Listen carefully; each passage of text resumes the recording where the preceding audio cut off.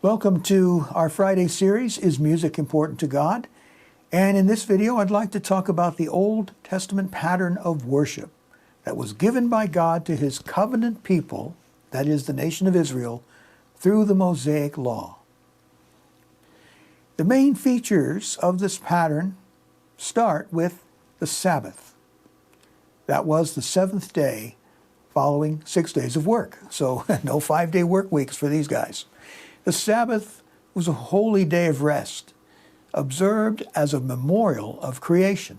If you go back to the first book in the Bible, Genesis chapter 2, verse 3, "And on the seventh day God finished His work that He had done, and He rested on the seventh day from all His work that He had done. So God blessed the seventh day and made it holy, because on it God rested from all His work that He had done in creation."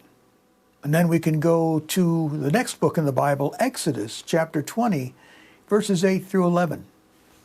And here God tells His people, "Remember the Sabbath day to keep it holy. 6 days you shall labor and do all your work, but the seventh day is a Sabbath to the Lord your God. On it you shall not do any work, you or your son or your daughter, your male servant or your female servant, or your livestock, or the sojourner who is within your gates. For in 6 days the Lord made heaven and earth, the sea, and all that is in them, and rested on the seventh day. Therefore the Lord blessed the Sabbath day and made it holy." The seventh day is also a memorial of redemption. In Deuteronomy chapter 5, verses 12 through 15, "Observe the Sabbath day to keep it holy, as the Lord your God commanded you. 6 days you shall labor and do all your work, but the seventh day is a Sabbath to the Lord your God. On it you shall not do any work, you or your son or your daughter, or your male servant or your female servant, or your ox, or your donkey, or any of your livestock, or the sojourner who is within your gates, that your male servant and your female servant may rest as well as you. You shall remember that you were a slave in the land of Egypt, and the Lord your God brought you out from there with a mighty hand and an outstretched arm. Therefore, the Lord your God commanded you to keep the Sabbath day." God required His covenant people to keep the Sabbath, and breaking the Sabbath was a capital offense. Exodus chapter 31, verse 14, "You shall keep the Sabbath, because it is holy for you. Everyone who profanes it shall be put to death. Whoever does any work on it, that soul shall be cut off from among His people." So you can see, God took the Sabbath very, very seriously. Also, as part of this pattern of Old Testament worship, 3 annual feasts were held. The people gathered at God's sanctuary and offered sacrifices celebrating His bounty.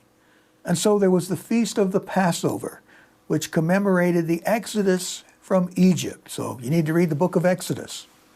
Then there was the Feast of Weeks, or the Feast of Harvest, First Fruits, or Pentecost. This was held 50 days after Passover and marked the end of the grain harvest. Then there was the Feast of Tabernacles, or Booths, held in the 7th month of the year and celebrated the end of the agricultural year and reminded the people of how God had led them through the desert. And then there was the Day of Atonement, which was held on the 10th day of the 7th month. Once a year, the priest brought blood into the innermost room of the sanctuary to atone for Israel's sins, and a scapegoat was sent into the desert as a sign that those sins were taken away. The regular sacrificial system was established. There were daily and monthly burnt offerings that were required, as well as certain personal sacrifices. The offerings were to be flawless, and the blood of the sacrifice must be poured out on the altar to make atonement. And in case you're not sure what an atonement is, it's basically reparation. It's making amends for a wrong or an injury. There were also rituals of personal purification and devotion. You can read all about these in the book of Leviticus, chapters 12 through 15. These were all part of the God-given pattern for worship. Whew, that seems like a lot, doesn't it? Now, we call these patterns of worship that were set up in the Old Testament types. So, you might be asking, what is a type in the Bible? Now, the word type can also mean a symbol, and it was used to represent something else. For example, the Passover lamb in Exodus served as a type or a symbol of Jesus Christ, who would later come as a sacrifice for the atonement of sins. You remember King David in the Old Testament? Well, he served as a type of Jesus. He was the anointed king who was long unrecognized by his people. Elijah, the Bible tells us, served as a type for John the Baptist, both serving in the clothing of a prophet and serving as a voice in the wilderness, pointing the way to God. In the Bible, under the New Covenant, the Old Testament types that you see in these patterns of worship give way to their antitypes in the New Testament. So in the Bible, an antitype is a fulfillment or completion of an earlier truth revealed in the Bible.